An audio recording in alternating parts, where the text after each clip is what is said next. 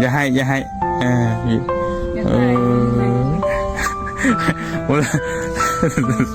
โดนถล่มลายให้บ่เป็นหยังดอก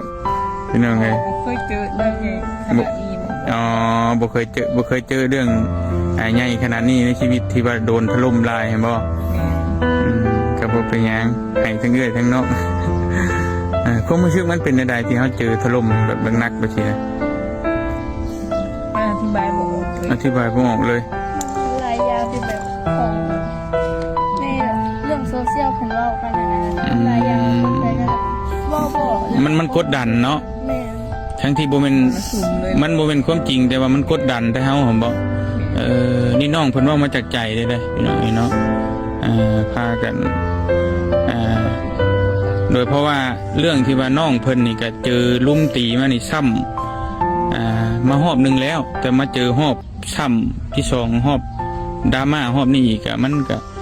ซึ่งมันทั้งเบิดทั้งมวลมันก็แบบว่ามีแต่มรสุมเลย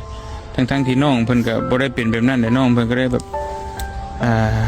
กั้นน้ำตาให้มาเท่าไรมื้อได้แล้วบ่เตียงแต่บ่ได้ถ่ายคลิปน้องเพิ่นซื่อคือนอนก็บ่หลับบ่คือว่านอน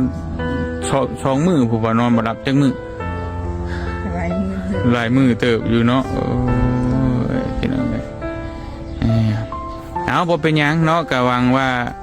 สังคมคือสิเข้าใจก็ให้อภัยน้องเพิ่นจะได้ก็สู้ๆเด้อน้องเด้อพี่น้องเอ้ยเป็นกำลังใจให้ทั้งสองคนน้องเพิ่นก็หักกระพานจนลุดมือลุดตีนเนี่ยนี่สมุดเพิ่นจดเงินไว้พี่น้องเอ้ยน้องแป้งกับน้องกี้อันนี้เอื้อยน้องแป้งเนาะที่ว่าเอื้อยแท้ๆคิงๆนี่แหละพี่น้องที่ว่าโดนถล่มบางหั่นตอนที่ว่าน้องเจอแรกเนาะแต่บัดนี้ว่า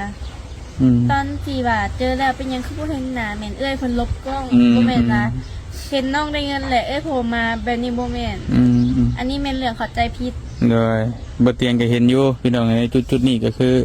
บ่เตียงมาตลอดแต่ว่าน้องเพิ่นนั่นลบกล้องเพิ่นบ่อยากเข้ากล้องแต่ว่าเห็นตั้งแต่มื้อแรกเพิ่นแหละนี่ก็อยากชี้แจงช่วยน้องเพิ่นแล้วก็ประเด็นที่หลายอย่างก็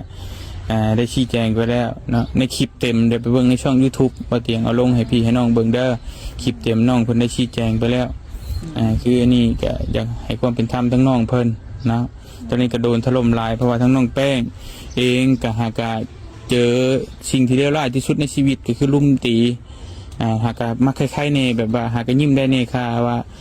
พี่น้องสังคมที่ลุมมาตุ้มมาซอยน้องคนนี้แต่มาพอเท่าไรก็เจอดราม่าอีกมันก็นักสำหรับน้องเพิ่นนะพี่น้องเนาะ